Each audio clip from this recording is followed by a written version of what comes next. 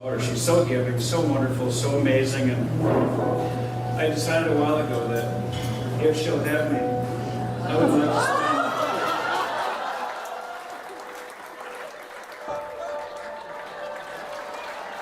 There we go. Now, I need you to look at me here, okay? Take a deep breath in. And out.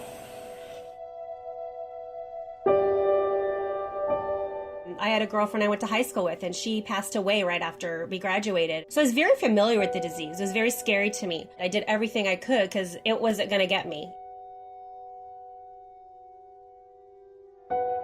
When I first found out, I was at about a 65% breathing capacity. When you get to a 30% capacity is when doctors start mentioning the word transplant.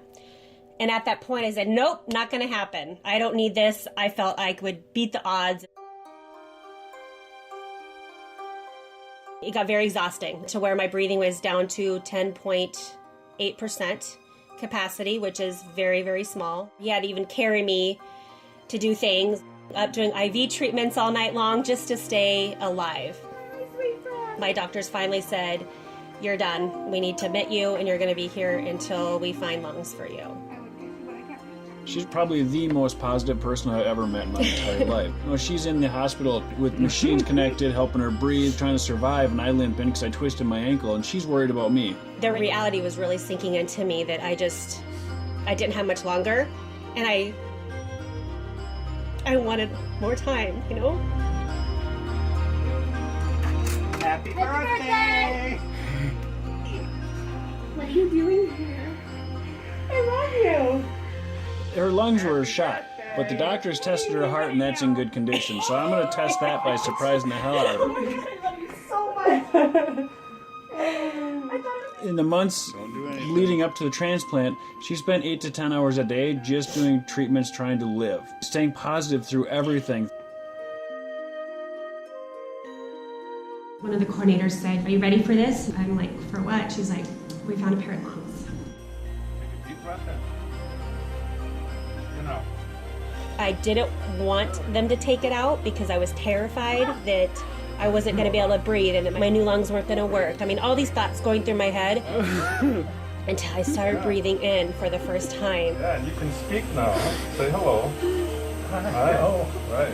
I just remember feeling like I was just flying in the sky and breathing this fresh, beautiful, clean air as deep as I could. It was incredible.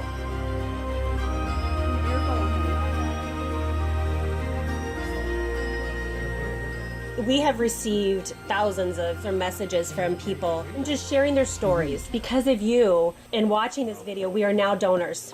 A lot of times what people don't realize is how many lives you can save with just one person. I've heard from people who have donated their family's organs, their loved one who has passed away, and what it's meant to them to see that video. Either they haven't heard from the recipient or they have, but it didn't bring them that same peace of mind and comfort and love that watching that video has.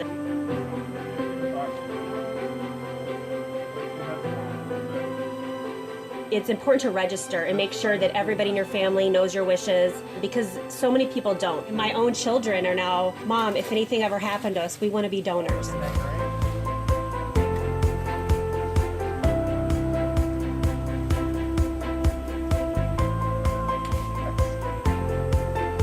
I wouldn't be here today without her, without that gift. Yeah, it's a great video. It makes many cry, and it's very touching, and it's wonderful. I'm honored and I'm humbled by it, but without that family, without that donor, I would not be here. People who are scared to have transplants, they're like, okay, we're gonna go through it now. We weren't going to, and this gives us hope. Hi! This is my cousin that had a transplant. Aww. Here comes the bride, new lungs inside.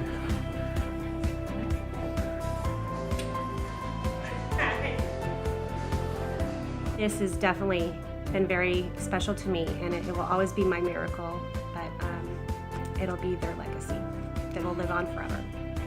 Please Please Please register to and donate. talk to people to donate your organs.